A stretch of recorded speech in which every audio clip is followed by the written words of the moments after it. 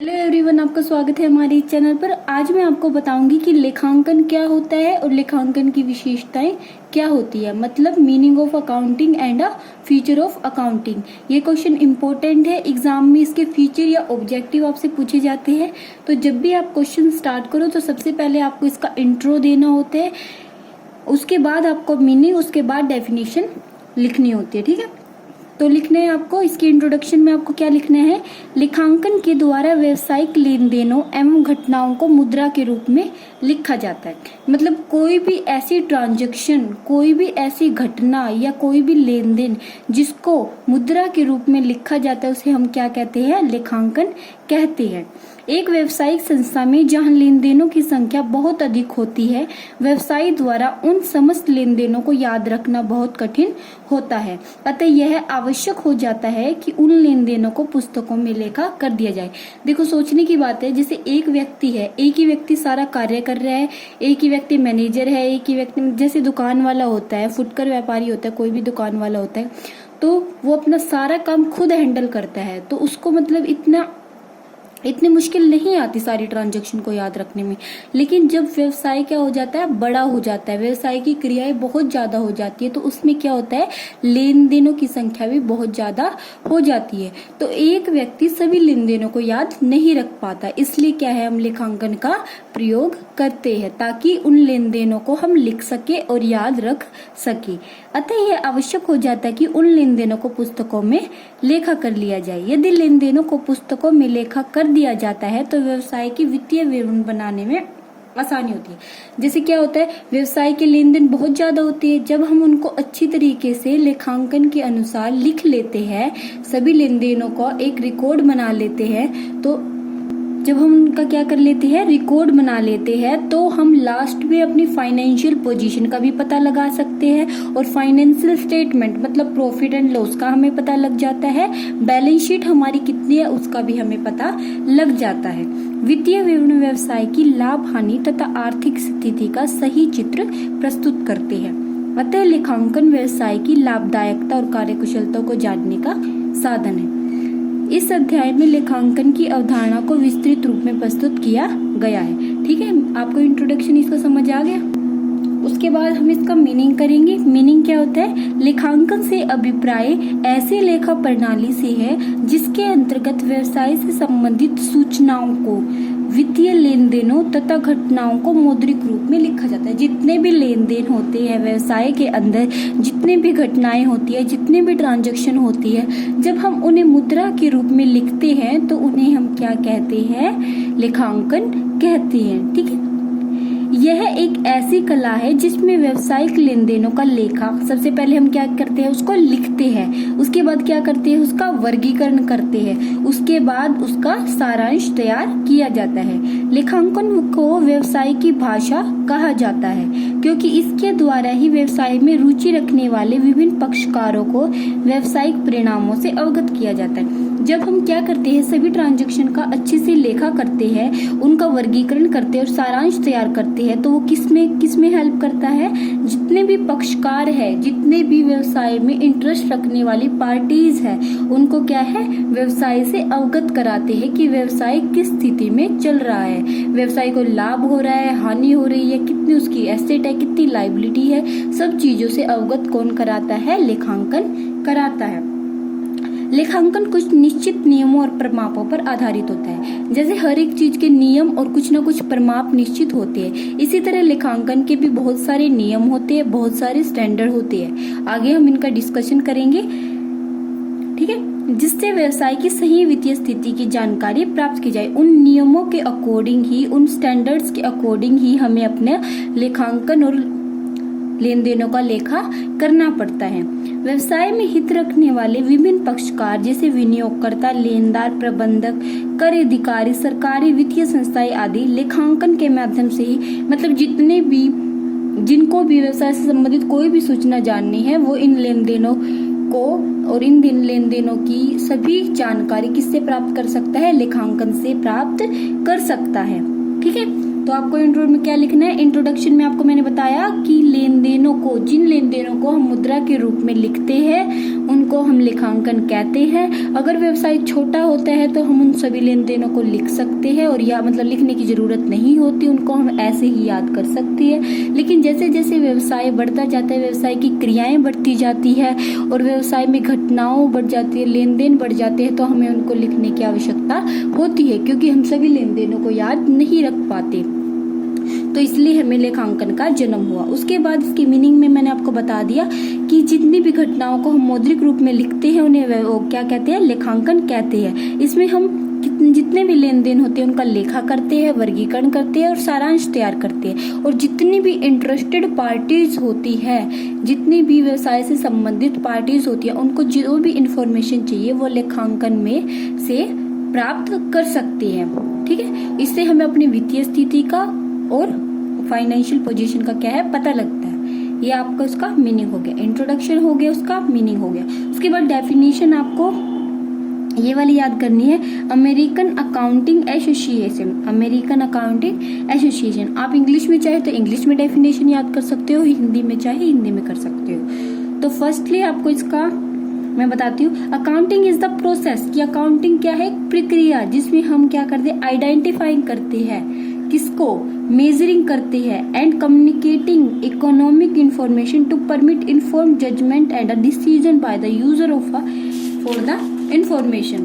क्या है कि अकाउंटिंग लेखांकन वित्तीय सूचनाओं को ढूंढने की, मतलब कौन कौन सी वित्तीय सूचनाएं उनको ढूंढता है, फिर मापने तथा उसके प्रयोगकर्ताओं को आर्थिक सूचना प्रेषित करने की वह प्रक्रिया है जिसके आधार पर निर्णय लिए जा सकते हैं। डेफिनेशन का आप स्क्रीनशॉट ले सकते हो, डेफिनेशन आपको एज इट इज लिखनी है, डेफिनेशन में आप कोई चेंज नहीं कर सकते। ठीक है, ये आपकी इसकी डेफिनेशन होगी। उसके बाद इसकी करैक्टरिस्टिक्स या फीचर की बात करें तो इसकी करैक्टरिस्टिक्स क्या होती हैं, recording of a financial transaction, वित्तीय लेन देनों का लेखा।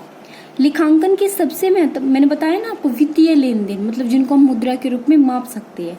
लेखांकन की सबसे महत्वपूर्ण विशेषता यह है कि इसमें केवल वित्तीय लेन देनों का ही लेखा किया जाता है, अर्थात जिन्हें आसानी से मुद्रा में व्यक्त किया जाता है।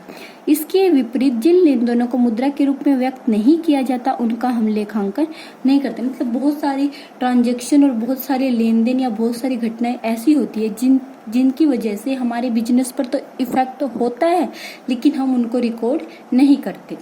ठीक है, जैसे बाढ़ आ गई या भूकंप आ गया या कर्मचारियों ने हड़ताल कर दी, इनसे हमारे बिजनेस को क्या है, लॉस तो होगा, हमारे बिजनेस पे इफेक्ट तो पड़ेगा, लेकिन हम इसको क्या है, लेखा नहीं करेंगे इसका।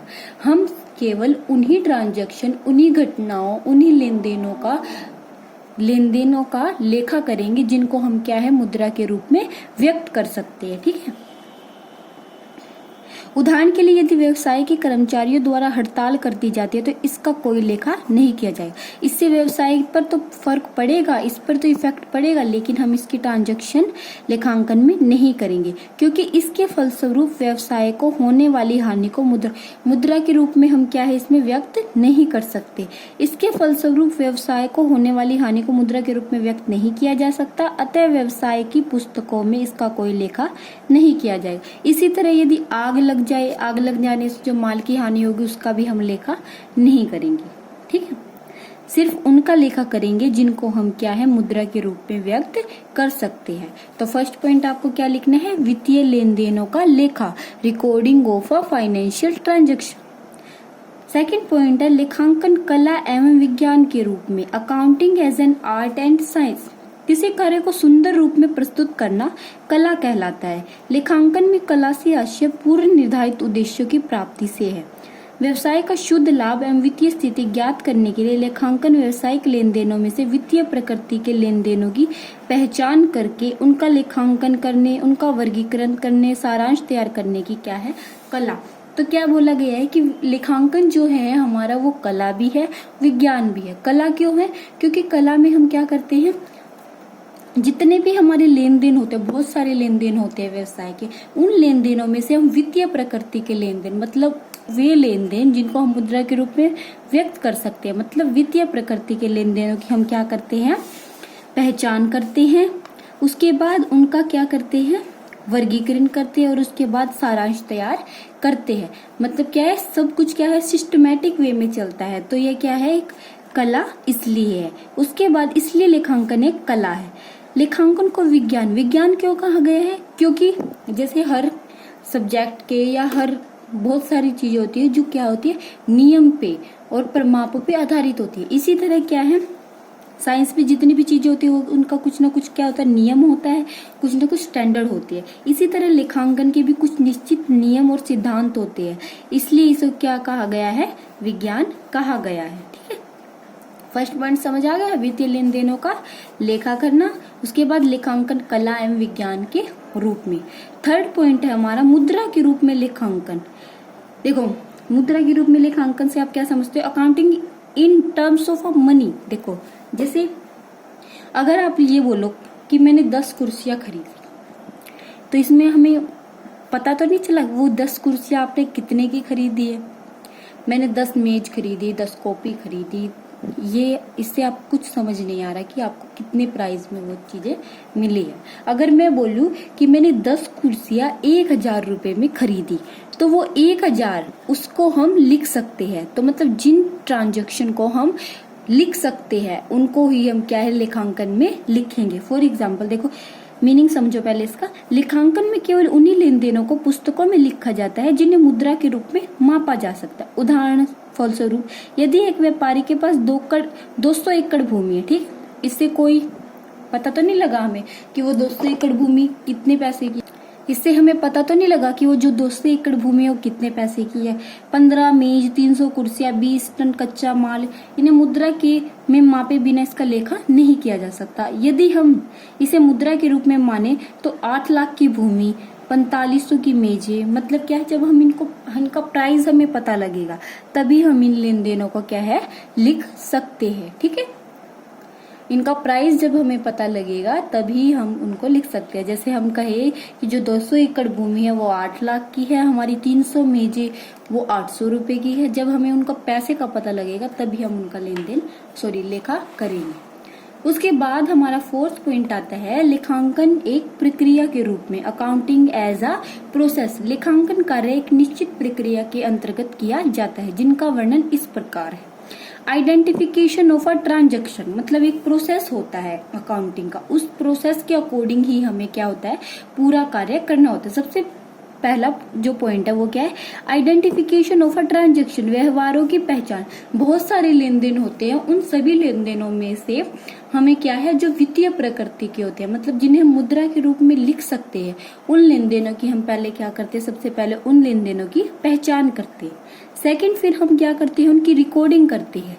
रिकॉर्डिंग में किस किस चीज में रिकॉर्डिंग करेंगे हम, अभिलेखन का तात्पर्य व्यावसायिक लेन देनों को पुस्तकों में लिखने की कला है। जब हम उन वित्तीय लेन देनों को क्या है, पहचान कर लेंगे, सारे जितने लेन देन थे हमारे, उन लेन देनों में से हमने क्या कर लिया, जो वित्तीय प्रकृति के लेन देन थे उनकी पहचान कर ली। उसके बाद हम उन लेन देनों की पहचान करने के बाद उनको क्या करेंगे, पुस्तकों में लिखेंगे। उसके बाद व्यावसायिक लेन देनों का लेखा करने के लिए हम किसका यूज करते हैं, जर्नल। जर्नल एक बुक होती है जिसमें हम सभी प्रकार के लेन देनों का लेखा करते हैं। उसके बाद सब्सिडरी बुक। सब्सिडरी बुक क्या होती है, जब हम अलग अलग लेन देन का अलग अलग अकाउंट बनाते हैं। जैसे परचेज, कोई चीज खरीदी है, परचेज का अलग अकाउंट, सेल कोई चीज की है तो सेल्स का अलग अकाउंट। मतलब जब हम उन लेन देनों को लिखते हैं जर्नल में और सब्सिडरी बुक में, उसे हम क्या कहते हैं, रिकॉर्डिंग कहते हैं। सबसे पहले हमने आइडेंटिफिकेशन कर ली कि वित्तीय प्रकृति के लेन देन कौन सी है। उसके बाद हम दोबारा क्या करेंगे, उनकी रिकॉर्डिंग कर देंगे, उनका लेखा कर देंगे। थर्ड में हम क्या करेंगे, क्लासीफाइंग करेंगे। वर्गीकरण का तात्पर्य एक ही प्रकृति के लेन देनों को एक ही स्थान पर लिखने की कला है तथा जिस स्थान पर यह लिखा जाता है उसे लेजर कहते हैं। लेजर किसे कहते हैं हम, जब जिस प्रकृति का जो लेन देन है उसको उसी अकाउंट में डालना है। जैसे परचेज के जो परचेज से रिलेटेड जितने भी ट्रांजेक्शन को एक जगह लिखना, सेल्स की जितनी ट्रांजेक्शन उनको एक जगह लिखना, सेल्स रिटर्न से संबंधित सारी एक जगह लिखना। ठीक है, जब एक जैसी प्रकृति के लेन देनों को हम एक जगह लिखते हैं उसे हम क्या कहते हैं, लेजर कहते हैं। मतलब क्लासिफाइंग करते हैं, किस में करते हैं, लेजर में। ठीक है, फोर्थ पॉइंट है उसके बाद समराइजिंग, सारांश के अंतर्गत वर्गीकृत आंकड़ों को इस तरह प्रस्तुत किया जाता है कि साधारण व्यक्ति को भी आसानी से समझ। उसके बाद जब हमने आइडेंटिफिकेशन कर ली, रिकॉर्डिंग कर ली उनकी, उसको लेजर में भी लिख दिया, उसके बाद हम उनकी समराइज करते हैं। इस तरीके से हम अपना फाइनल जो रिजल्ट है वो तैयार करते हैं कि जो कोई भी व्यक्ति उसको आसानी से देखकर समझ जाए कि हमारा जो व्यवसाय है वो कैसी स्थिति में चल रहा है। खाता बही में खतौनी किए गए, मतलब लेजर में जितने भी हमने ट्रांजैक्शन की थी, समस्त लेन देनों का सारांश निकाला जाता है तथा समस्त खातों को शेष निकालकर उनकी सहायता से ट्रायल बैलेंस तैयार किया जाता है। ट्रायल बैलेंस में क्या होता है, जब हम जांच करते हैं कि जब हमारे डेबिट और क्रेडिट बैलेंस सेम आ जाता है तो हम मानते हैं कि हमारी जो जितनी ट्रांजैक्शन है वो सही तरीके से हुई है, मतलब हम उनमें कोई भी मिस्टेक नहीं है। उसके बाद सारांश में हम क्या करते हैं, ट्रेडिंग प्रॉफिट एंड लॉस और बैलेंस शीट तैयार करते हैं। ट्रेडिंग अकाउंट से हमें क्या पता चलता है, हमारा ग्रोस प्रॉफिट और ग्रोस लॉस कितना है। उसके बाद प्रॉफिट एंड लॉस से हमें अपना नेट प्रॉफिट और नेट लॉस का पता लगता है। बैलेंस शीट से हमें अपनी फाइनेंशियल पोजीशन का पता लगता है कि हमारी एसेट कितनी है, हमारी लाइबिलिटीज कितनी है। उसके बाद इंटरप्रिटेशन ऑफ अ रिजल्ट, व्यवसायिक क्रियाओं के अंतिम परिणामों तथा व्यवसाय की वित्तीय स्थिति जानने के लिए अंतिम खाते तैयार किए जाते हैं। अंतिम खाते कौन से होते हैं, जिससे हमें अपनी प्रॉफिटेबिलिटी का, मतलब हमारा प्रॉफिट कितना है, हमारे बिजनेस को प्रॉफिट कितना हो रहा है, उसकी लिक्विडिटी कितनी है, सक्षमता के संबंध में विस्तृत जानकारी प्राप्त होती है और व्यवसाय के भावी योजना, मतलब जब हमें अपने प्रॉफिट का और लिक्विडिटी का पता लगता है तो हम अपने भविष्य से संबंधित कोई भी प्लानिंग कर सकते हैं। उसके बाद है हमारा next point, information of a various party, जिन जिन पक्षकारों को जो व्यवसाय में इंटरेस्ट रखते हैं उन सबको क्या है, इन समराइजिंग जो डाटा है, मतलब समराइजिंग जो अकाउंट है उनसे क्या है, सब सारी तरह की इंफॉर्मेशन इन पक्षकारों को मिल जाती है। तो ये हमारे इसके फीचर हो गए। फर्स्ट फीचर हमने क्या किया, वित्तीय लेन देनों का लेखा करना, मतलब recording of financial transaction. Second point हमने किया लेखांकन कला एवं विज्ञान के रूप में, मतलब accounting is an art as a science.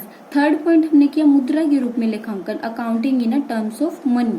Fourth point हमने किया कि अकाउंटिंग क्या है, प्रोसेस क्यों कहा गया है इसे। उसके अंदर पॉइंट थे कि हमने सबसे पहले आइडेंटिफिकेशन की, ट्रांजैक्शन की, उसके बाद हमने इसकी रिकॉर्डिंग की जर्नल में और सब्सिडरी बुक में, उसके बाद क्लासिफाइंग किया, किसमें, लेजर में, समराइज किया, किसमें, trading account, profit and loss और बैलेंस शीट में। उसके बाद हमने इंटरप्रिटेशन की, प्रॉफिटेबिलिटी की और लिक्विडिटी की। उसके बाद हमने इंफॉर्मेशन दी वेरियस पार्टीज को। तो कल मैं आपको इसके ऑब्जेक्टिव बताऊंगी, आज मैंने आपको इसके फीचर बताए। क्वेश्चन इंपॉर्टेंट है, वीडियो पसंद आई तो वीडियो को लाइक, चैनल को सब्सक्राइब कीजिएगा। आपको मेरे चैनल पे कॉमर्स से रिलेटेड हर इंपॉर्टेंट टॉपिक की वीडियो मिलेगी। Thank you for watching my video.